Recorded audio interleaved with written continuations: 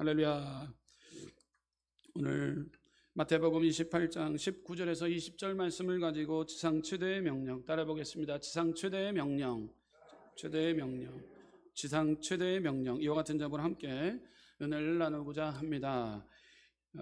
예수님이 부활 승천하시면서 제자들에게 두 가지를 부탁했습니다. 하나는 성령 충만 받으라 말씀했어요. 성령의 충만함을 받으라. 지금 이 시대에 우리가 살아가는 것은 성령의 시대입니다. 보혜사 성령님을 우리 가운데 보내주마 주님께서 약속하셨고 십자가에 달려 죽기까지 하셨고 사람들이 보는 앞에서 승천하셨습니다.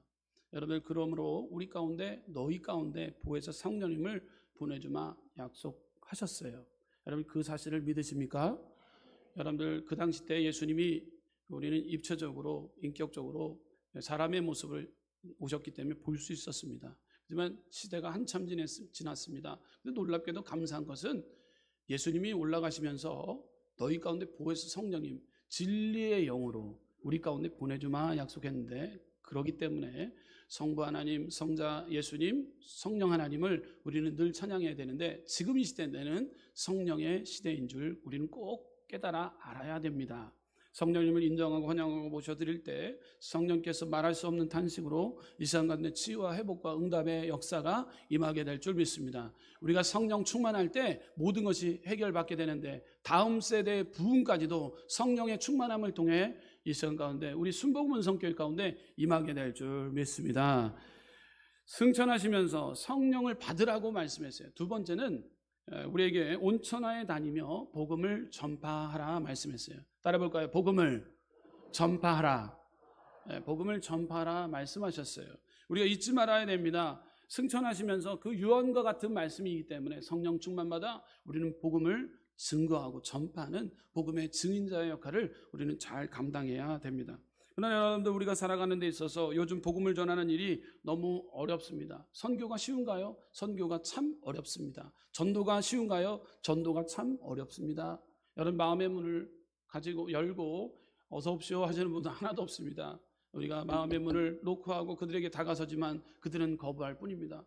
이 시대를 살아가는 데 있어서 웬 가짜가 이렇게 많은지, 여러분, 기독교 안에 유사품이 너무도 많습니다. 가짜, 진짜가 더 드러내야 되는데 가짜가 판을 치고 있습니다. 그러다 보니까 진리가 수그러들은 채 진리가 더 신앙의 기지개를 펴야 되는데 오히려 움츠릴 때가 있게 됩니다. 여러분들, 가짜들이 얼마나 판을 칩니까? 대학가에 판을 치고 많은 젊은이들을 꼬이고, 그리고 또 해외에 나가게 되면은요, 이단들이 더 오히려 해외에서 진출해 갖고 많은 그 해외에 나가 그곳에서 더 크게 교세 확장을 펼치고 있다라고 이 시대 가운데 지금 이어지고 있습니다. 이 마지막 때를 살아가는데 이단과 사이비들이 판을 치고 있는 거짓 선지자들이 미혹의 영을 가지고 우리에게 어떻게 하면 넘어뜨릴까, 이 많은 문제가 이 시대 가운데 우리에게 가장 경고의 메시지인 것이죠. 우리 마지막 때에 일어나는 일들이라는 것이죠. 그렇기 때문에 선교와 전도는 참 쉽지 않습니다. 주님이 우리에게 가르쳐 주신 더 그레이트 커미션이라는 지상 최대의 명령은 우리는 지켜야 되는데 그것을 놓치기 일쑤입니다. 가짜가 판을 치고 있는 이때에 우리가 오히려 움츠릴 때가 있어요. 오히려 거기에 싸잡아서 모두 다 기독교를 개독교라고 하면서 많은 사람들이 기독교를 이렇게 욕을 합니다. 이때 우리는 선교와 구제가 또 전도가 참 어렵다라는 거예요. 예수님께서 온 천하에 다니며 복음을 전파라고 말씀하신 이유는 잘못된 길을 가는 사람들을 올바른 길로 인도하기 위함입니다. 절대적인 진리이신 예수 그리스도를 통해 죄사함을 받게 되고 구원을 받게 하고 영생을 얻게 하기 위함이신 것이죠. 여러분, 우리 가운데 구원과 영생의 복을 받아 누린 줄 믿습니다. 더 나아가 우리는 죄사함을 받아 하나님 앞에 섰을 때 하나님 앞에 영광된 삶으로 우리는 늘 날마다 살기를 소망하고 다짐해야 되는 것이죠. 복음에는 능력이 있습니다. 복음은 사람을 변화시키는, 세상을 변화시키는 능력이 있는 것이죠. 여러분 잘 알다시피 한국에는 아펜젤러와 언더우드 선교사님이 오셔서 변화를 시켰습니다. 복음의 씨앗이 뿌려지게 되었습니다. 그들이 핍박을 받으면서 복음을 전했습니다. 여러분, 교회를 짓고 또 가르치는 학교를 짓고 병원을 짓는 것, 이 아펠젤러 선교사와 언더우드 선교사의 헌신을 통해서 대국, 미국을 통해서 이렇게 복음이 들어오게 된 것이죠. 양반과 쌍놈이 사라지고 남녀노소의 차별이 사라지고 학교가 생기고 병원이 생기고 공장이 생겨서 나라가 바뀌기 시작했던 것이죠. 그를 통해 이렇게 이 나라, 이 민족이 이렇게 잘 살게 된 것입니다. 복음에는 능력이 있습니다. 선교하면 정체성이 변화됩니다. 선교하면 자화상이 바뀝니다. 선교하면 문화적 수준이 달라집니다. 저여러분들 선교지 현장에 직간접적으로 가본 분들이 있을 것입니다. 저도 이렇게 선교지를 나갔던 곳 필리핀도 갔다 오게 되고 또 인도네시아 반둥에도 갔다 오게 되고 태국도 치앙마이도 다 갔다 오게 되고 또 중국도 갔다 오게 되고 뭐 독일, 뭐 로마, 뭐 이런 것도 다 갔다 오게 되었습니다. 이 나라가 잘 사는 이유가 있다면 이 복음이 들어갔을 때 복음을 잘 받아들이는가 아니면 배척하는 자의 문제가 있었던 거예요. 여러분 그때 수용을 잘 받아들이게 되면 복음이 잘 쓰게 되고 건강한 교회들이 세워지고 그리고 문화가 그 환경이 바뀌어지는 것을 보게 됩니다. 필리핀 대표적으로 제가 갔을 때 필리핀에 보게 되면 물이 흘러가고 있는데 잡동사니 오물들이 가득 넘치는 곳에 우리가 그곳에 도착했을 때 이렇게 지금 우리나라보다도 더 잘 사는 나라였습니다. 필리핀이 더 잘 사는 나라. 그리고 장충당공원을 운동장을 그 운동장을 우리나라에 와서 그 기술로 만들어준 분들이 필리핀 사람들입니다. 그만큼 우리보다 기술이 앞섰습니다. 그런데 그 나라가 퇴보가 일어났습니다. 여러분들 왜 그럽니까? 기독교 문화가 사라지고 점점 무너졌기 때문인 것이죠. 그러다 보니까 오수 그것을 먹고 그것에 세수하고 놀고 그런 환경에 우리는 그냥 지나칠 수가 없겠더라고요. 그래서 우물 사역을 하게 됩니다. 1,000만 원이면 우물을 파게 됩니다. 땅속 깊이 지하의 물을 파서 아이들이 펌프 이렇게 칠을 하는 그 펌프 기계를 설치해 줍니다. 애들이 얼마나 좋아하는지 모릅니다. 페인트 칠을 해줍니다. 이발을 해줍니다. 이발을 하는데 우리 70년대 저도 80년대 머리에다가 이를 저도 있었습니다. 이가 있었는데 필리핀에 가보니까 아직도 이가 있더라고요. 제가 할 수 있는 게 뭘까? 군대에서 배운 파리깡으로 머리를 깎는 기술이 제가 요만큼 있어요. 요만큼 있어요. 그걸 가지고 열심히 깎아줬어요. 애들이 얼마나 좋은지 몰라요. 그리고 머리 목욕시켜주고 하니까 선교지가 바뀌기 시작해요. 빵 굽는 것도 가르쳐줍니다. 빵 굽는 기계를 사다 줘요. 선교사님들이 요청할 때 사다 줍니다. 그곳에 그러면 그 마을에 교회가 세워지고 교회에서 이렇게 좋은 일이 이루어지니 많은 사람들이 교회로 모이기 시작합니다. 모이게 되면 아이들이 많이 모이게 됩니다. 갈등의 골로 생각했던 그 성인들도 눈초리가 바뀌기 시작합니다. 이분들이 우리를 도와주기를 왔구나. 우리 아이들 커가는 모습을 보면서 그 복음이 들어가는 모습을 보면서 교회가 든든히 세워지는 거 보면서 참 감사하다라는 것을 발견하게 됩니다. 선교하면 정체성이 변화됩니다. 선교하면 자아상이 바뀝니다. 선교하면 문화 수준이 바뀝니다. 여러분 이런 모든 과정 선교하면 경제적으로 축복을 받는 과정으로 이렇게 승화가 됩니다. 그러므로 선교만이 세상을 변화시킵니다.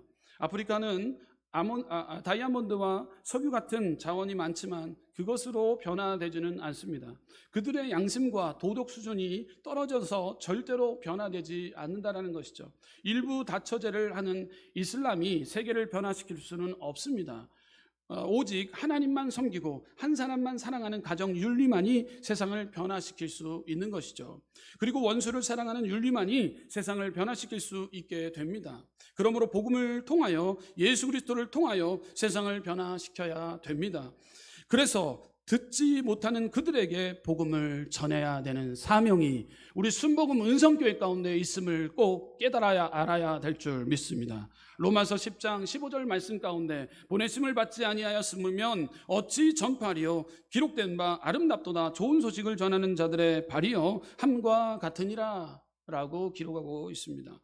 우리 순복음 은성교회에서는 필리핀 이용수 선교사님을 또 그리고 계속해서 태국 치앙마이 우리 문형식 선교사님을 또 볼리비아 우리 김정환 선교사님을 또 북방선교회 선교단체를 우리 순복음 선교회에서 계속해서 계속 끊임없이 우리 물질적인 후원으로 선교원금을 지지하고 있습니다. 1, 2년이 아니에요. 뭐 10년이 아니에요. 수십 년 동안 적은 숫자이지만이라도 그래도 그것을 가지고 끝까지 우리 교회는 돕고 있다는 사실입니다. 여러분 얼마나 감사합니까? 10년이 아니에요. 1, 2년이 아니에요. 여러분 얼마나 감사한지 몰라요. 그래서 그 교회가 든든히 서가는 모습을 보게 됩니다. 우리 이용수 선교사님 교회가 엄청 크게 발전하고 있는 것을 보게 됩니다. 자, 이때 우리는 보게 되는 것이 있습니다. 누구의 지지와 누구의 기도의 후원과 물질의 후원이 꼭 필요한 것이구나라는 것을 발견하게 되는 것이죠. 자, 그렇다면 이 선교에 최선을 다하는 저와 여러분들이 되어야 될 때 우리는 선교를 정확하게 우리는 파악해야 됩니다. 자, 그렇다면 첫째, 오늘 지상 최대의 명령 첫 번째로 선교란 무엇인가? 따라해볼까요? 선교란 무엇인가? 따라해보겠습니다. 선교는 보내는 것입니다. 네, 선교는 보내는 것입니다. 요한복음 20장 21절 이렇게 기록하고 있습니다. 예수께서 또 가라사대 너희에게 평강이 있을지어다. 아버지께서 나를 보내신 것 같이 나도 너희를 보내노라 말씀합니다. 여러분들 우리가 선교 현장에 나가 있는 선교사님들만 선교사뿐만 아니라 우리 또한 여러분 삶의 현장에 선교사가 되어야 될 줄 믿습니다. 여러분 선교사님들 나가는 데 있어서 물질적으로 후원합니다. 기도로 후원합니다. 그렇지만 선교는 그들만의 숙제가 아니라는 거예요. 저와 여러분들의 숙제라는 거예요. 과제라는 거예요. 선교와 구제의 앞장서는 저와 여러분들 꿈을 꾸어야 될 줄 믿습니다. 여러분의 직업 세계 가운데 그 직업을 통해서 그 삶의 현장에서 복음을 뚜렷하게 전해야 되는 것이죠. 여러분들 가정 공동체 안에서도 뚜렷하게 복음을 전해야 되는 것, 가정의 선교사로서, 직장의 선교사로서, 여러분들 이 삶의 공동체에서 선교사로서 하나님이 나를 보내주신다라는 여러분들 마음 모토가 뚜렷하게, 목적이 뚜렷하게 있어야 되는 것이죠. 그래서 군에 가는 자녀들 가운데도 충분히 우리는 선교사라고 표현할 수가 있는 거예요. 그래서 군 현장에 가게 되면은 믿음의 자녀들은 뭔가 틀리더라고요. 예. 띄엄띄엄 다니고 아침 늦게 다녔던 늦게 오고 교회 갈까 말까 했던 자녀들도 군에 가게 되면은요, 여러분들 한번 복음 한번 그리고 교회 가게 되면은요, 엄마 아빠 생각나고 눈물 흘리고 그냥 막 울기 시작하고 초코파이가 왜 이렇게 맛있는지 하면서 교회를 빠지지 않습니다. 그러면서 변화되기 시작합니다.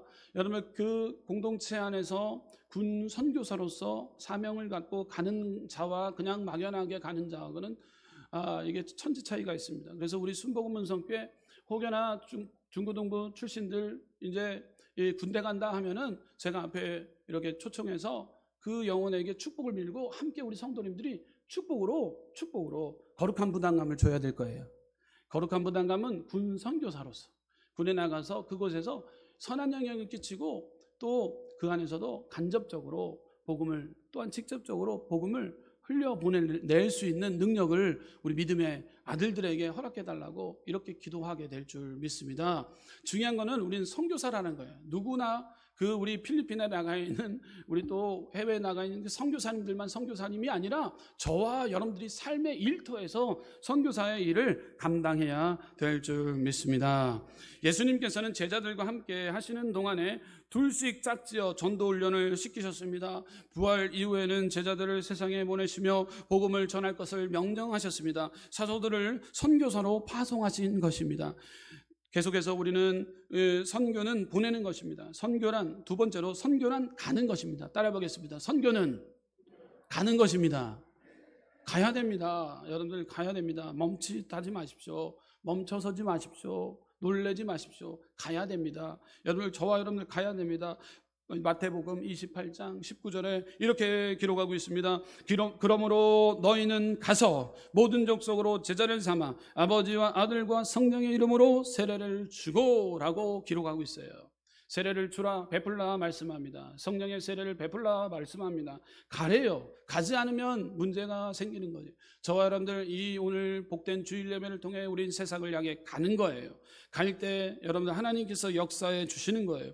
종래 선교학에서는 가든지 보내든지 하라는 말이 있었습니다. 그러나 요즘은 가기도 하고 보내기도 하라라고 말을 합니다. 선교는 보내기도 하는 것이지만 내가 가는 것입니다. 따라해볼까요? 내가 가는 것입니다. 네, 선교는 공동체 모두의 몫이라는 거예요. 특정한 선교사뿐만 아니라 우리 모두 다 선교의 사명을 감내해 나가야 됩니다. 하나님께서는 다양한 방법을 통해 자신이 택한 사람들을 부르시고 그들을 통해 자신의 계획을 이루어지게 되는 것이죠. 우리 중 누구든지 선택받을 수 있다라는 거예요. 자, 세 번째로 선교란 복음을 전하는 것입니다. 따라해볼까요? 선교란 복음을 전하는 것입니다. 예, 선교는 보내는 것이고 선교란 가는 것이고 선교란 복음을 전하는 거예요. 마가복음 16장 15절 말씀 가운데 이렇게 기록하고 있습니다. 또 가라사대 너희는 온 천하에 다니며 만민에게 복음을 전파하라. 아멘. 여러분, 마지막 유언으로 지상 최대의 명령이었습니다. 예수님이 육신의 몸을 가지고 하늘로 올라가시는 승천하는 모습을 보았습니다. 그러나 지금은 승천하는 모습을 볼 수가 없지만 너희 가운데 보혜사 성령님을 보내주마 약속하시면서 너희가 해야 될 성령 충만함과 복음을 전하라. 이 마지막 때의 유언과 같은 이 메시지를 우리 여러분들은 망각해서는 안 됩니다. 이것을 꼭 지켜야 된다라는 거예요. 누구의 일, 목사의 일만이 아니라 전도사님의 일만 아니라 선교사님의 일만 아니라 저와 여러분들의 모두의 공통의 우리는 숙제라는 과제라는 사실인 거예요. 그러므로 우리 선교란 복음을 전하는 거예요. 선교는 복음을 전하는 일입니다. 내가 만난 하나님에 대해 전하는 일입니다. 하나님의 살아계시고 누구나 만나 주신다는 복된 소식을 전하는 일입니다. 예수님만이 유일한 길임을 우리는 전하면 됩니다. 불교도 길이 아니요, 이슬람도 길이 아니요, 힌두교도 길이 아닙니다. JMS 정명석도 길이 아니요, 신천지 이만희도 길이 아니요, 세계에서 또 많은 활동을 하고 있는 이단 사이비 한옥자도 교주 한옥자도 길이 아닙니다. 근데 많은 사람들이 거기에 빠져 있어요. 그곳을 추종합니다. 거기에 보게 되면 엘리트들이 그렇게 많이 빠져 있습니다. 소위 말하는 스카이, 서울대, 이대, 연대, 고대생들이 그렇게 많이 빠졌습니다. 세상의 성공을 추구하고 있는 잘못된 교리에 빠지고 삼위일체론이 어그러져 있는 상태예요. 그러다 보니까 메시아를 자기라고 표현해요. 교주, 정명석, 메시아라고 하는데도 거기에 다 빠집니다. 성공을 추구하고 있기 때문에 얼굴이 이뻐야 되고 키가 170 이상이 되는 자들에게 모델 시켜준다 유혹을 합니다. 성공하기 위해서 따라갑니다. 많은 자들이 무너지기 시작합니다. 성공으로 인해서 복음을 포장해서 잘못된 복음이 그리고 삼위일체론이 완전히 무너진 상태에서 많은 사람들이 젊은이들이 20대 30대 젊은 날을 바치고 있습니다. 여러분들 잘못된 복음이 이렇게 판을 치고 있는 이때 진짜인 저와 여러분들이 이 복음을 들고 있는 저와 여러분들은 여러분들 어떠합니까? 여러분 어떠한 사랑을 가지고 세상을 향해 발걸음질을 하고 있습니까? 여러분들 주님이 우리에게 맡겨진 사명을 감당해야 됨에도 불구하고 그것을 제한하고 머뭇거리고 있지 않은지 우리는 다시금 점검해야 됩니다. 예수님만이 유일한 길임을 우리는 삶의 터전에서 전해야 되는데 그것을 전하지 못하고 있다면 우리 하나님 앞에 훗날 책망받을 일뿐만 있게 되는 것이죠. 저 여러분들 예수님만이 다시 한번 따라 보겠습니다. 예수님만이 유일한 길임을 전해야 됩니다. 요한복음 10장 9절에서 10절 말씀 가운데 내가 문이니 누구든지 나로 말미암아 들어가면 구원을 얻고 또는 들어가면 나오며 꼴을 얻으리라. 도적이 오는 것은 도적질하고 죽이고 멸망시키려는 것뿐이요 내가 온 것은 양으로 생명을 얻게 하고 더 풍성히 얻게 하려는 것이라 라고 기록하고 있어요. 예수님만이 천국 가는 길임을 우리는 꼭 전해야 됩니다. 예수님 외에 천국 가는 길이 없습니다. 예수 그리스도가 우리의 죄를 위해서 십자가에서 죽으시고 사흘 만에 살아나셨고 그 예수님이 우리의 죄를 위해 죽으셨다는 사실을 믿는 자마다 죄사함 받고 영생을 얻어 그 영혼이 천국 갈 수 있게 되는 것이죠. 한 주간 동안 깊이 생각하게 됩니다. 여러분들, 우리는 믿음으로 구원을 얻는 기독교 믿음의 백성들입니다. 저 여러분들 인격적인 어떤 구원을 얻는 것이 아닙니다. 물론 이 인격적인 부분에 있어 도덕과 윤리적인 부분에 가장 뛰어나면 금상첨화입니다. 그러나 여러분들 도덕과 윤리적으로 따진다면 여러분들 우리보다 더 높은 윤리의식과 도덕의식을 가진 사람이 많습니다. 여러분, 저와 여러분들 얼마나 단순합니까? 믿음으로 구원을 얻는다라는 거예요. 여러분, 저와 여러분들이 예수 그리스도만 믿기만 하면, 우리를 위해 죽기까지 했던 그 예수님을 믿기만 하면 우리는 천국 백성이 되고 영생 복락을 누리고 죄의 문제와 구원의 문제를 해결해 주신다는 그 예수님이 우리 가운데 살아 움직이기 시작한다는 사실입니다. 근데 여러분들, 그러므로 우리는 잘못 판단할 때가 있어요. 인격적인 부분에 있어서 완전함을 추구하고 판단과 정죄와 심판을 통해 서로 싸울 때가 있어요. 여러분들, 판단과 정죄와 심판은 누구의 영역이냐면 그것은 바로 하나님의 영역인 거예요. 하나님의 영역을 우리가 판단과 정죄와 심판을 통해서 그것을 침투하면 안 되는 거예요. 하나님의 고유한 영역이 있다면 판단과 정죄와 심판인 거예요. 그런데 우리가 그것을 판단하고 정죄하고 심판하고 싸우고 우리끼리 싸우고 온다면 복음이 온데간데 없어지고 교회는 무너지고 많은 자들이 손가락질하고 인격적인 문제가 있기 때문에 서로 싸우고 사랑은 온데간데 없고 어둠의 영으로 가득 찰 때가 참 많다라는 거예요. 여러분들, 저와 여러분들, 예수님이 우리를 위해 죽기까지 하셨던 그 예수님의 사랑을 다시 한번 우리가 경험하기 위해서 사순절 기간을 통해 나를 위해서 죽기까지 한 그 예수님, 나를 철저히 용서하신 예수님을 우리는 예배를 통해 만나야 될 줄 믿습니다. 그분만이 유일한 길이요 진리요 생명이신 예수님을 우리는 전해야 될 줄 믿습니다. 그분을 믿기로 결심하며 나아갈 때 우리는 부족하고 연약한 나약한 자들이 다 와서 수고하고 무거운 짐진 자들아 다 내게로 오라, 그러면 모든 무거운 짐을 다 짊어지신다는 그 넓은 마음을 가지고 계신 예수님이 이곳 가운데, 우리 순복음 성격 가운데 역사해 주실 줄 믿습니다. 그러므로 우리는 용서와 사랑의 마음을 가지고 부족하고 연약한 자들에게도 긍휼과 자비의 손을 펴서 격려하고 인정하고 칭찬하고 그를 통해 사랑과 우애를 가지고 우리는 전진하며 또 나아갈 때 놀라운 부흥의 역사가 여러분의 삶의 현장 가운데 곳곳에서 나타나지게 될 줄 믿습니다.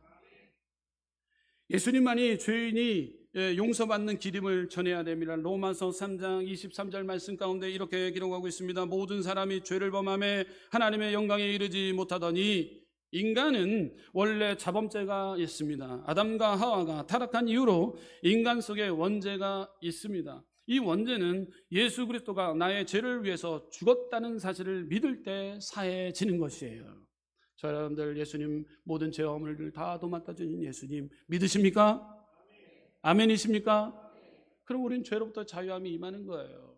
그를 통해서 우리는 건강하게 신앙생활 할 수 있는 것입니다. 그를 통해 우리가 삶의 현장에서 그런다고 죄를 짓지 않나요? 우리는 계속해서 죄를 짓습니다. 여러분, 죄를 우리는 합당화시키는 안 되지만 우리는 회개하고 또 회개합니다. 부족하고 연약한 있는 모습 그대로 주님 전에 옵니다. 남 볼 필요 없습니다. 여러분, 남 판단할 필요 없습니다. 심판과 정죄는 누구의 권한이라고요? 하나님의 권한인 거예요. 저와 여러분들, 이거 꼭 기억해야 됩니다. 그러므로 여러분들, 이 손가락질 하기 전에 이 손가락의 방향이 나에게 더 많이 쏠려지고 있다는 거예요. 내 자신을 먼저 보자는 거예요. 그를 통해 용서와 긍휼의 자비의 손길이 우리를 통해, 우리의 손을 통해 펼쳐질 때 놀라운 그 은혜가, 성령 충만함의 그 복이, 폭발적인 부흥이 우리 순복음 성격 가운데 임하게 될 줄 믿습니다. 예수님만이 마귀를 물리치는 기름을 우리는 전해야 됩니다. 누가복음 4장 18절에서 19절 말씀 이렇게 기록하고 있습니다. 우리 함께 봉독하겠습니다. 주의 성령이 내게 임하셨으니 이는 가난한 자에게 복음을 전하게 하시려고 내게 기름을 부으시고 나를 보내사 포로된 자에게 자유를, 눈먼 자에게 다시 보게 함을 전파하며 눌린 자를 자유케 하고 주의 은혜의 해를 전파하게 하려 하심이라 하였더라. 아멘. 여러분, 성령 충만, 예수님 올라가실 때 성령 충만, 여러분들 성령 충만할 때 모든 것이 해결받습니다. 여러분들 모든 것이 해결받아요. 가난, 저주, 질고의 문제까지도 다 해결하고 여러분들에게 능력이 생기기 시작합니다. 악귀를 물리칠 수 있는 능력이 여러분들 가운데 주어집니다. 그것은 권세예요, 권세. 할렐루야. 여러분, 경찰관이 아무리 큰 덤프트럭이 막 달려온다 그래도 여러분 호루라기 휙 불면은 그 덤프트럭이 치치치 하면서 멈춰요. 무슨 권세가 있습니까? 국가에서 지정된 권세를 경찰관에게 허락했기 때문인 거예요. 저와 여러분들, 하나님께서는 여러분들이 권세를 허락해 주셨어요. 마귀를 쫓는 권세를 허락해 주셨습니다. 여러분, 에즈베렐이 지금 대학교에서 3일 동안 계속해서 부흥의 불길이 타올랐어요. 미국의 그 대학교에서, 에즈베리 대학교에서 부흥의 불길이 있었어요. 그 이유가 뭐냐면 한 사람의 좀 더 기도하자라는 운동을 벌이기 시작했어요. 채플이 끝나고 다 돌아갔는데 좀 더 기도하자, 남아서 기도하기 시작했어요.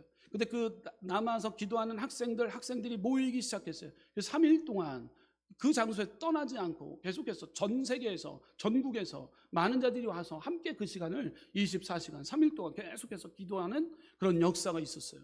그런데 놀랍게도 그 현장 가운데 귀신 들린 자가 나왔었어요. 귀신 들린 자가 나왔는데 그때 그곳에서 선포하기 시작했어요. 나사렛 예수 그리스도 명할 때 아까 그 더럽고 추악한 문제영아 떠나갈지어다. 그러니까 그 현장에서 귀신 들린 자가 꼬꾸라졌어요. 꼬꾸라지니까 더 많은 학생들이 그 모습을, 현장을 보면서 성령님의 능력을 통해서 그곳에 폭발적인 그 은혜가 임하고 기도의 장소로 바뀌어지게 되고, 많은 사람들이 그 현장을 유튜브 통해서 또 생방송으로 라이브를 하고 하면서 그곳에 놀라운 부흥의 불길이 임했어요. 자, 그 능력은 무엇입니까? 회개하고 또 성령의 능력에 따라 귀신 들린 자를 쫓아낼 수 있는 권세가, 축사 사역이 그곳에서 있었기 때문에 그 놀라운 부흥의 불길이 일어났던 것입니다. 이처럼 우리 한국교회에서도 이 놀라운 축복의 역사가 90년도 때 일어나기 시작했어요. 성령 충만함을 통해 많은 사람들이 질병에 걸린 자, 아파하는 자, 마음의 심령의 가난함 가운데 또 심령의 부족함이 많은 자들이 주님 전에 오게 됩니다. 그때 놀라운 그 폭발적인 능력이 성령 충만함을 통해서 회복과 치유함을 경험하게 됩니다. 회복과 치유함을 경험하게 됩니다. 나사렛 예수 그리스도를 명할 때 악귀가 떠나가기 시작합니다. 저 여러분들, 악귀가 떠나가는 능력이 누구에게도 있다고요? 우리에게, 자신에게도 있습니다. 여러분들, 나사렛 예수 그리스도 명하시기를 부탁드려요. 나사렛 예수 그리스도를 선포하시기를 부탁드려요. 그럴 때 이 모든 문제, 악한 영들이 나와 상관이 없도록 한길었다 7길로 떠나가는 역사가 이 시간 가운데, 여러분의 삶의 현장 가운데도 이어지게 될 줄 믿습니다. 인간은 마귀에게 포로되어 살고 있습니다. 더러운 귀신에 잡혀 살고 있습니다. 이 더러운 귀신을 물리칠 수 있는 길은 오직 예수 그리스도 성령의 능력으로 일어나게 되는 것입니다. 저 여러분들, 예수만이 마귀를 물리치는 길임을 우리는 꼭 깨달아 알아야 됩니다. 이 능력을 만방 가운데 우리는 알려야 될 줄 믿습니다. 계속해서 선교란 예수 그리스도의 제자를 만드는 것입니다. 따라 보겠습니다. 선교란 예수 그리스도의 제자를 만드는 것입니다. 그래서 우리 순복음문성교회는 지역장 체제인 것이죠. 지역장 체제를 통해서 지역원들과 함께 예배를 드리고, 금요일날 모이게 되면 구역 예배를 통해 예배를 드리고 함께 떡을 떼고 교제하고, 그를 통해 함께 기도하고, 악기가 떠나가고 문제가 떠나가고 치유와 응답이 임하게 되고, 그곳에 정말로 그 폭포수와 같은 시원함의 복이, 또 뜨겁게 초대교회의 신앙과 같이 뜨거움이, 시원함과 뜨거움이 임하는 장소, 그런 장소가 우리 순복음문성교회 지역 식구들을 통해서 일어나야 될 줄 믿습니다. 그를 통해 그 예배 가운데 한 명 모였던 곳이 2명 모이고, 2명 모이고, 3명 모이고, 3명 모였던 것이 계속해서 늘어나게 되는 거예요. 여러분, 이것이 바로 제자를 만드는 거예요. 그리스도의 제자. 여러분들 제자를 만들어야 됩니다. 마태복음 28장 19절에서 20절 말씀 이렇게 기록하고 있습니다. 함께 스크린을 통해서 봉독하도록 하겠습니다. 그러므로 너희는 가서 모든 족속으로 제자를 삼아 아버지와 아들과 성령의 이름으로 세례를 주고 내가 너희에게 분부한 모든 것을 가르쳐 지키게 하라.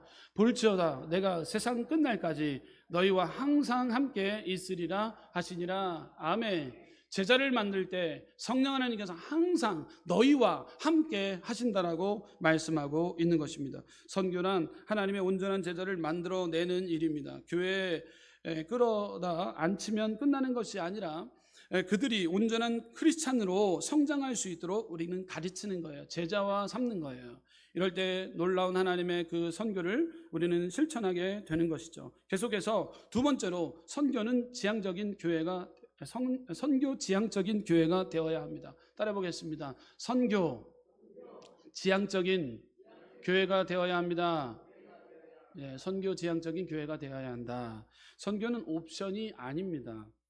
하면 좋고 안 해도 괜찮은 옵션이 아닙니다. 스위스 신학자 에밀 브루너는 이렇게 정의를 합니다. 불은 타는 것으로 존재하듯이 교회는 선교함으로 존재한다라고 선교학자 에밀 브루너가 이야기를 합니다.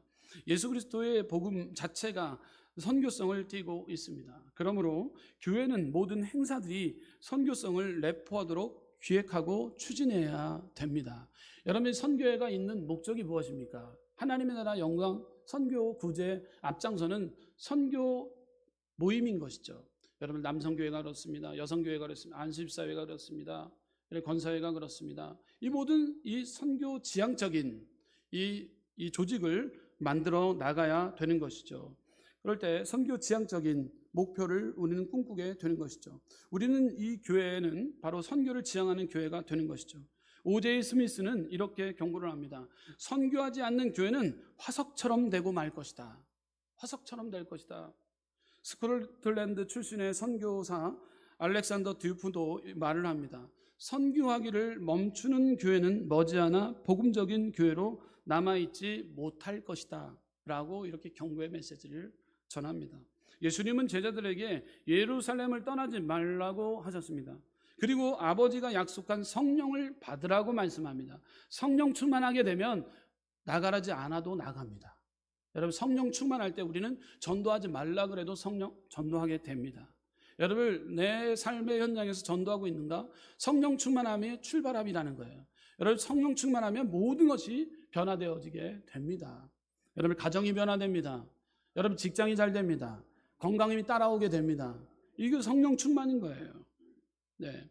성령이 임하면 어떻게 되는지 말씀합니까? 사도행전 1장 8절에 이렇게 기록합니다. 오직 성령이 너에게 임하시면 너희가 권능을 받고 예루살렘과 온 유대와 사마리아와 땅끝까지 이르러 내 증인이 되리라 하시니라. 아멘. 증인의 역할을 감당하는 거예요. 예루살렘 교회가 성령 받고도 유대와 사마리아로 나가지 않자 교회에 핍박이 오기 시작합니다. 핍박을 통해서 결국 풍비박산이 나서 애굽으로 로마로 안디옥으로 쫓겨가서 선교를 하기 시작합니다. 여러분 코로나19 이 모든 과정 가운데 전 세계가 모든 그 항공기들이 다 멈춰져 있는 상태였습니다. 여러분 한번 경험하게 되었어요. 교회를 가야 되는데 교회를 갈 수 없는 상황이었습니다. 이것도 하나님의 재앙으로 보게 됩니다. 이 재앙 속에서 우리가 발견해야 될 것이 무엇일까? 이 마지막 때 우리가 이 처처의 기근과 지진을 통해서 한순간에 많은 사람들이 죽고 질병으로 고통당하고 있고 빙하가 녹고 있고 이때 우리가 생각해야 될 것이 무엇일까요? 여러분 우리에게 맡겨준 하나님이 이 승천하시면서 우리에게 유언과 같은 이 메시지를 우리가 다시 한번 깨달아 알아할 때 우리는 선교 지향적인 교회로 발전해 나아가야 될 줄 믿습니다. 그럴 때 세계복음화가 되는 것이죠. 모든 교회는 종말론 입장에서 선교를 도와드려야 됩니다. 기도로 도와야 됩니다. 물질로 도와야 됩니다. 선교 재정을 내 재정과 분리하고 재정 선교 헌금을 활성화하고 각 선교회를 통해 모든 교인이 선교에 동참해야 됩니다. 이번에 우리 제2 권사회에서 우리 필리핀 선교지에 선교차 이렇게 선교 후원을 하려고 저에게 사업 계획서를 가지고 오셨더라고요. 제 마음에 얼마나 감사했는지 몰라요. 누가 시켜서가 아니라 본인들이 만들어서 구상해서 갖고 오신 거예요. 그래서 다시마를 갖고 왔습니다. 미역을 갖고 왔습니다. 염장 미역을 갖고 왔습니다. 그래서 혹여나 이것을 파는 데 있어서 어떻게 하지 이 문제에 대해서 고민합니다. 일주일 동안 기도를 합니다. 많은 금액이지는 않지만 우리 권사님들이 그 금액을 통해서도 최선 열심을 다합니다. 하나님은 그거를 보고 계세요. 여러분 그것을 보고 계시다라는 거예요. 그 가운데 열심히 최선을 다합니다. 여러분들 미역이 완판됐을까요? 안 완판됐을까요? 완판이 됐답니다. 얼마나 감사한지 몰라요. 예, 피가 맑아지고 이처럼 이렇게 좋은 미역이 없다고 합니다. 여러분 미역이 팔리고 다시마가 팔리고 이 과정을 통해서 우리는 필리핀에 적지만 많지만 적지만 금액이 얼마인지는 몰라요. 적고 많고가 중요한 것이 아닙니다. 여러분 우리가 함께 동참하고 함께 세워나가는 필리핀의 그 교회가 세워질 때 죽어가는 영혼들이 변화를 받고 그 안에서 복음을 듣고 하나님의 나라가 확장되어지는 일들이 우리 순복음 은성교회를 통해서도 이루어지고 있다는 것, 하나님이 기뻐하시는 교회로 우리 순복음 은성교회를 지명해 줄 줄 믿습니다.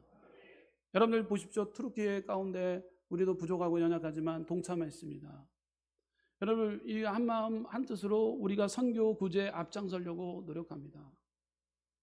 볼리비아 선교사님 5월달에 작년 5월달에 이곳에 오셔서 출발하기 전에 저의 친구였기 때문에 중학교 친구였기 때문에 저도 그때 온 지 별로 안 됐기 때문에 우리 친구가 여수에 온다고 하길래 그러면은 여수에 와서 내가 할 수 있는 부분이 있다면 수요일날 저녁인지 그때 한번 설교하면 좋을 것 같다. 가는 선교사이기 때문에 그래서 선교 보고차 가는 차 설교를 부탁드렸어요.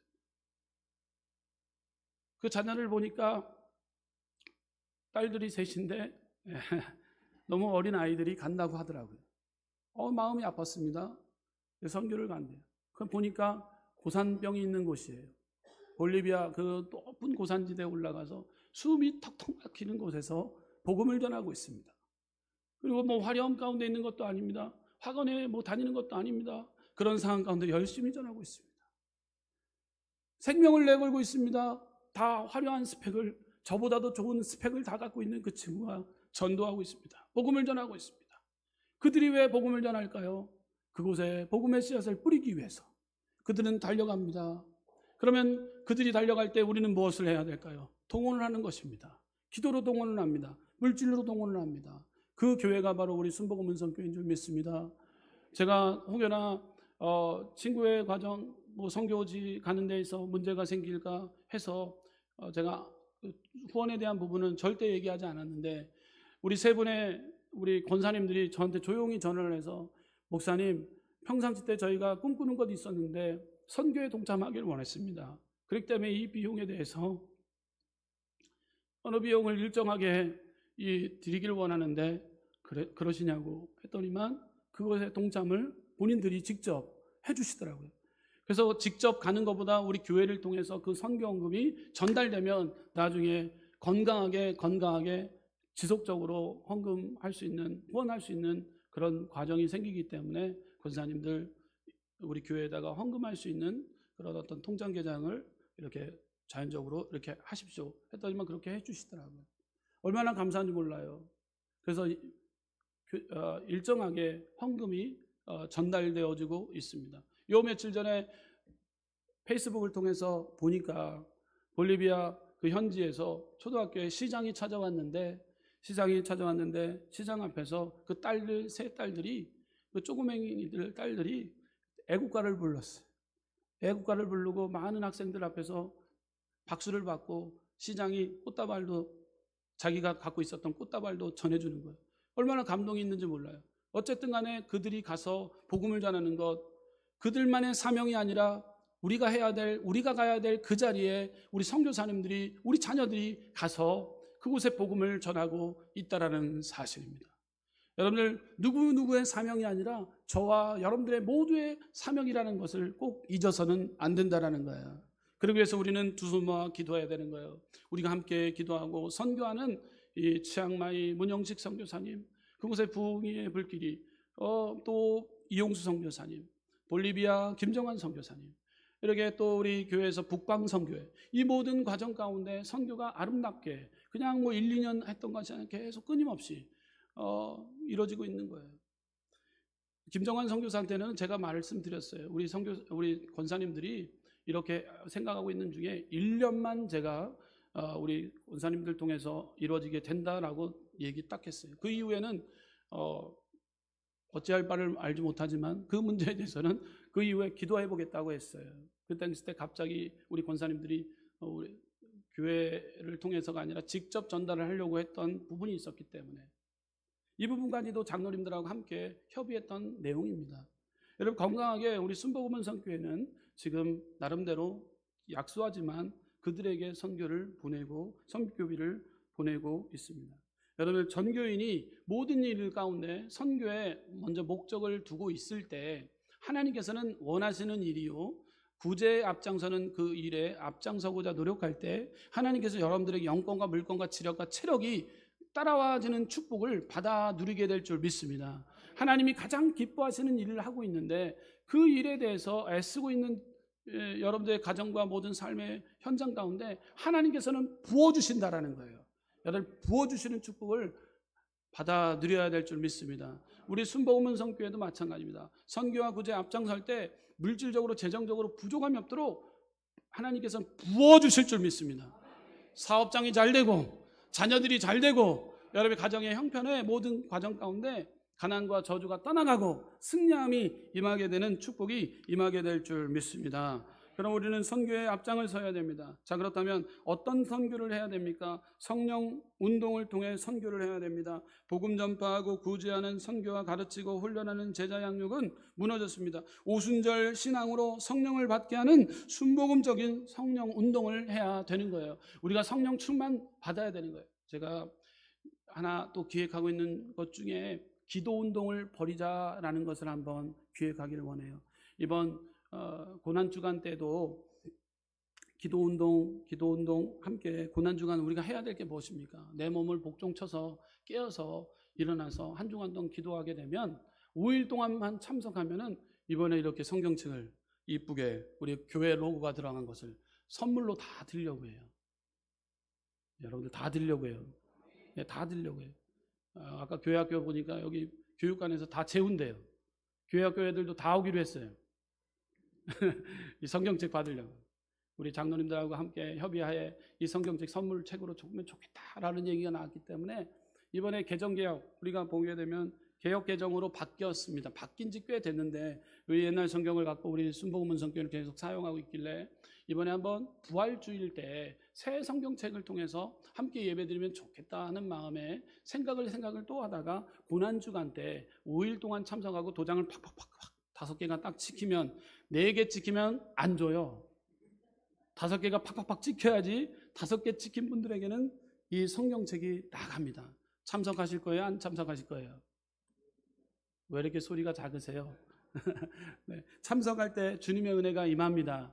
여러분, 이러한 것을 통해서 건강하게 교회가 세워지고 더 나아가 우리는 성령 충만, 기도, 성령 충만, 그 성령 충만 받기 위해서 기도하는 거예요. 그래서 그 하나 기획하고 있는 것 중에 기도의 온도를 높여라 그래갖고 1시간 기도하게 되면 온도가 높여지기 시작하는 거예요. 1004도까지 올려버릴까요? 1004도까지 맞추는 거예요.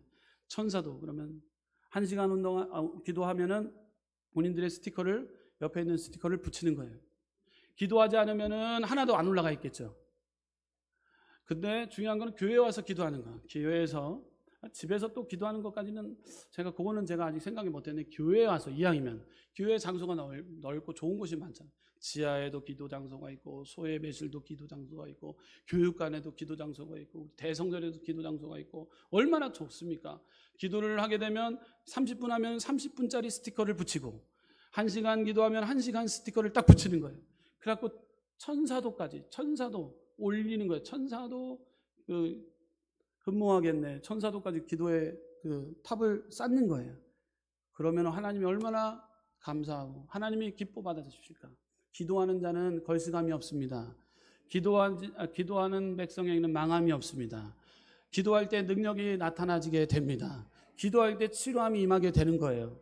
여러분들 현장에서 기도하지 못했던 부분을 우리 순복음은 선교에서 기도의 표를 바깥에다가 쫙 내걸고 한번 그것을 해야 될까 말아야 될까 지금 계속해서 하고 있어요. 저도 기도하고 있는데 응답이 확실히 올 때까지 기도한 다음에 여러분들한테 선포하겠습니다.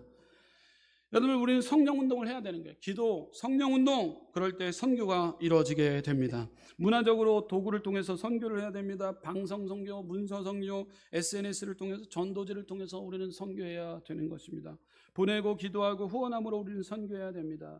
여러분, 결론입니다. 예수님은 제자들에게 마지막으로 이렇게 말씀합니다. 다시 한번 당부합니다. 마태복음 28장 19절에서 20절 말씀 함께 우리 봉독하도록 하겠습니다. 오늘 본문의 내용입니다. 본문 성경책을 보겠습니다. 마태복음 28장 19절에서 20절 말씀 시작. 그러므로 너희는 가서 모든 족속으로 제자를 삼아 아버지와 아들과 성령의 이름으로 세례를 주고 내가 너희에게 분부한 모든 것을 가르쳐 지키게 하라. 볼지어다 내가 세상 끝날까지 너희와 항상 함께 있으리라 하시니라. 아멘. 기도하겠습니다. 조신 하나님 감사합니다.